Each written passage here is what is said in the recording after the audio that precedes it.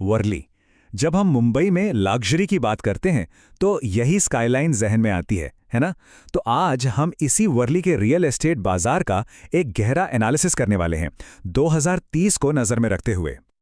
तो सबसे बड़ा और सीधा सवाल, क्या 2025 में वर्ली में पैसा लगाना एक स्मार्ट मूव है? चलिए इसी सवाल का जवाब ढूंढते हैं एक एक करके। सबसे पहले तो ये समझना जरूरी है कि आखिर वर्ली की डिमांड हमेशा इतनी हाई क्यों रहती है। मतलब ऐसा क्या है कि ये मुंबई का लग्जरी हब बना हुआ है? तो वर्ली में ऐसी क्या खास बात है? देखिए, सबसे पहली चीज है इसकी लोकेशन, बिल्कुल सेंटर में। एक तरफ बीकेसी का कॉर्पोरेट वर्ल्ड, दूसरी तरफ साउथ मुंबई का क्लासिक चार्म, और आप हैं ठीक बीचों बीच। फिर यहां जमीन मिलना मतलब बहुत मुश्किल है, लिमिटेड सप्लाई है, तो जाहिर है कीमतें तो ऊपर जाएंगी ही। और जो डेवलपर्स हैं वो भी यहां अपने सबसे प्रीमियम, सबसे बेस्ट प्रोजेक्ट्स ही लाते हैं। और इन्हें खरीदता कौन है? जाहिर है देश के टॉप कॉर्पोरेट लीडर्स, बड़े बड़े बिजनेसमैन और वो एनआरआईज जो मुंबई में एक आइकॉनिक पता चाहते हैं।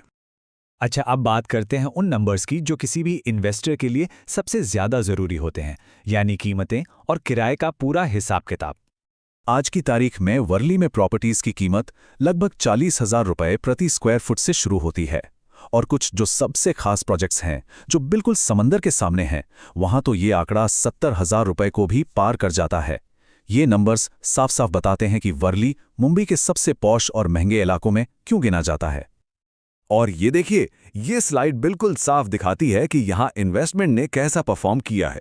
पिछले सिर्फ 5 सालों में वर्ली की प्रॉपर्टी कीमतों में औसतन 25 से 30% की जबरदस्त उछाल देखी गई है। इसे कहते हैं सॉलिड कैपिटल एप्रिसिएशन। तो अब यहाँ एक बहुत ज़रूरी बात समझने वाली है। वर्ली में इन्वेस्टमेंट के ना दो साइड्स हैं।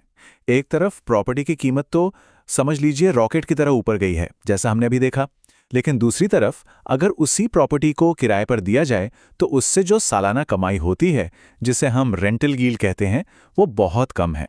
मुश्किल से साल का 2.5 से 4%। और इसी कम रेंटल यील्ड की वजह से ही एक्सपर्ट्स वर्ली को कैपिटल प्रिजर्वेशन एसेट कहते हैं। अब इसका मतलब क्या है? सीधा सा मतलब यह है कि लोग यहां हर महीने मोटी कमाई के लिए पैसा नहीं लगाते। यहां पैसा इसलिए लगाया जाता है ताकि वो सुरक्षित रहे और धीरे धीरे बढ़ता रहे। मतलब फोकस शॉर्ट टर्म कमाई पर नहीं बल्कि लॉन्ग टर्म वैल्यू पर है। चलिए अब थोड़ा आगे का सोचते हैं। वो कौन सी बड़ी चीजें हैं, कौन से बड़े इंफ्रास्ट्रक्चर प्रोजेक्ट्स हैं जो वर्ली की वैल्यू को आने वाले सालों में भी बढ़ाते रहेंगे? वर्ली की कनेक्टिविटी में बहुत बड़े बदलाव आ रहे हैं। देखिए, कोस्टल रोड और सी लिंक तो पहले से ही हैं, जो ट्रैफिक को आसान बनाते हैं। इसके बाद आ रही है मेट्रो लाइन 3, जो यहां तक पहुंचना और भी ज्यादा आसान कर देगी। और तो और 2930 तक यहां पैदल चलने वालों के लिए टनल्स बनाने की भी प्लानिंग है। ये सारे प्रोजेक्ट्स मिलकर एक इन्वेस्टर के लिए लॉन्ग टर्म का रिस्क काफी कम कर देते हैं। तो ठीक है, अब एक इन्वेस्टर की नज़र से पूरा स्कोर कार्ड देखते हैं। मतलब यहां पैसा लगाने के क्या फायदे हैं और क्या नुकसान हो सकते हैं। ये स्लाइड समझ लीजिए पूरी कहानी का निचोड़ है, खासकर एक बिजी इन्वेस्टर के लिए। देखिए, कैपिटल एप्रिसिएशन यानी कीमत में बढ़ोतरी 5 से 10 साल में 20 से 40% या उससे भी ज्यादा हो सकती है। वहीं रेंटल यील्ड, जैसा हमने बात की, 2.5 से 4% के बीच रहती है। तो ये किसके लिए बेस्ट है? उन एचएनआई और एनआरआई लोगों के लिए जो हर महीने के कैश फ्लो से ज्यादा लॉन्ग टर्म ग्रोथ और एक प्रीमियम एसेट अपने पोर्टफोलियो में चाहते हैं। लेकिन हाँ, हर इन्वेस्टमेंट की तरह यहां भी कुछ चीजों पर नजर रखनी जरूरी है। पहला, जैसा हमने कहा, रेंटल यील्ड कम है तो तुरंत कैश फ्लो की उम्मीद करना ठीक नहीं। दूसरा, जब कभी मार्केट में स्लो डाउन आता है तो लग्जरी सेगमेंट पर इसका असर थोड़ा ज्यादा होता है। और हाँ, इतनी महंगी प्रॉपर्टी है तो इसे बेचने में थोड़ा ज्यादा वक्त भी लग सकता है। और आखिर में सरकारी पॉलिसी या टैक्स में कोई बदलाव भी इस पर असर डाल सकता है।